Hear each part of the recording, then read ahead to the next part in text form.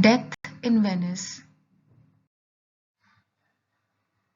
Death in Venice is a novella written by the German author Thomas Mann, published in 1912. The work presents the great writer who visits Venice and is liberated, uplifted, and then increasingly obsessed by the sight of this stunning, beautiful youth, Tanzio. He is a boy, a Polish name, Tanzios, based on the boy Mann sees when he visits Venice in 1911. Let us take a quick look at the summary of the novel. There are two characters, Tanzio and Asenbach. Asenbach is a writer and Tanzio is a Polish boy.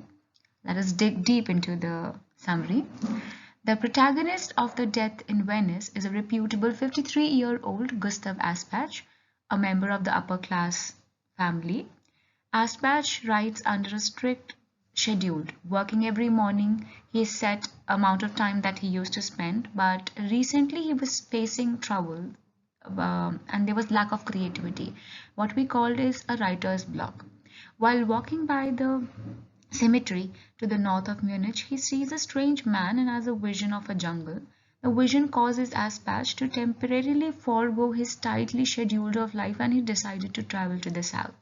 Asbach's journey takes him to Venice, after all, where after the ride to the Rouge Gondolier, he checks into the hotel.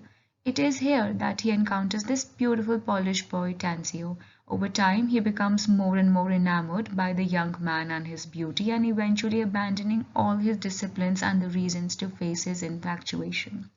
Despite discovering that there has been an outbreak of cholera in Venice, Aspach makes only a half-hearted attempt to leave the city and decided to stay there in Venice and continue to watch Tanzio.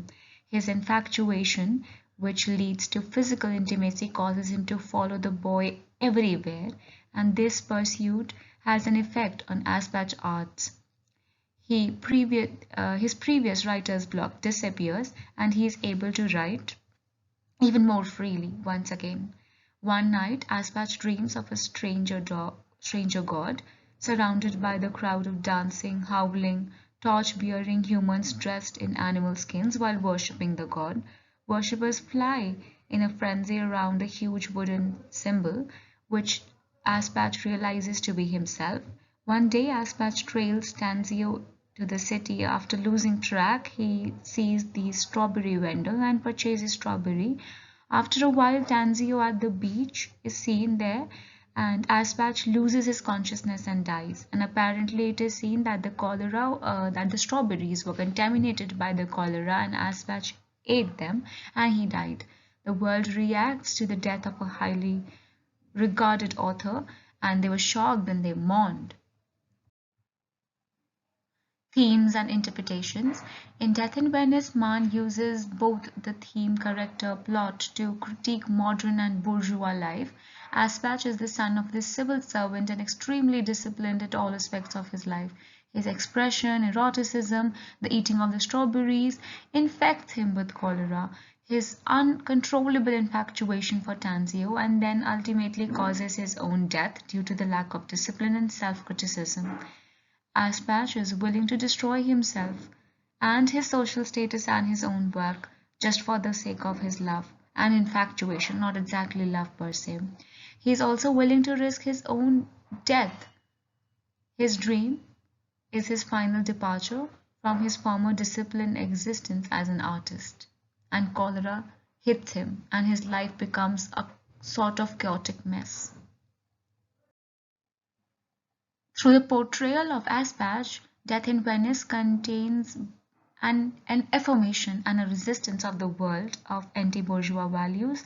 It is a critique in it that it presents the idea that the artist who wants recognition must stay away from a life even though that distance leads to stagnation of the imagination.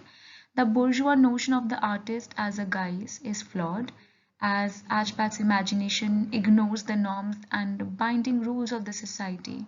The insights and the knowledge that the art conveys are anti-bourgeois. Death in Venice also shows Ashbach containing and controlling his own desires.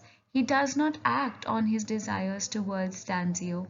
In this way, Ashbach is affirming to the anti-bourgeois values, can and should the bourgeois artist live or lie in self-alienation and discipline? What we actually see that he was very much in love with Tanzio and he was infatuated with Tanzio and but because of his bourgeois status or because of this notions inside his mind, he was holding back and he was holding back, and because of his self-alienation caused his own death. The Death in Venice addressed these questions, and the potential answer is always with you guys. Another theme that is presented in Death in Venice is the role of homosexuality in the modern culture. In the story, the narrator comments on how Aspatch never had a son, leading to the reader to originally believe that Aspatch's feelings for Tanzio are paternal-like in nature. However, these feelings quickly develop into more and more manic obsession. The obsession can be seen as a pursuit of beauty, which was projected by the author in the first half, but later and later we see that they are becoming deep and deeper and very sexual. And we see this obsession can be the pursuit of beauty in an otherwise impure world, or if interpreted in other sense as a critique of the cultural attitude towards homosexuality at that time. Multiple references to more platonic, mentoring relationship are very much apparent. However, these seem to be little more than the illusions of Aspatch uses to justify his own actions.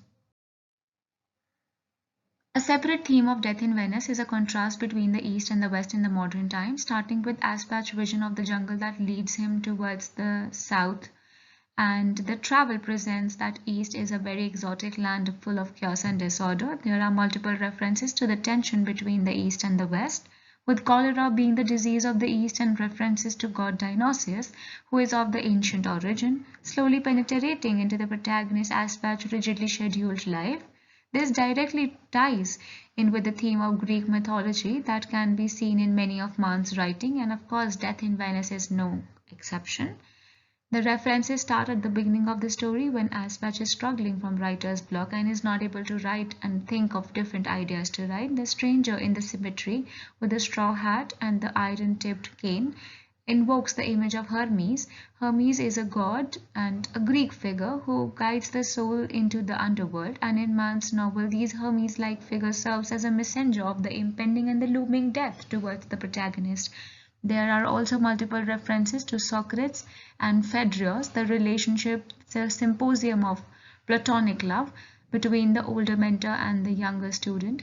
There is also multiple references to Dionysius, who is the Eastern god of intoxication, rupture, and chaos. He appears most nobly as the stranger god in the dream and causes Aspatch to stay from his formerly disciplined existence. Aspatch's thoughts and actions became controlled by the dark god whose pleasure it is to rample Mann's intoxicating rupture and chaos. When Aspatch finally meets his end, Tanzio, like Hermes, seems to lead Aspatch into the underworld. Thank you.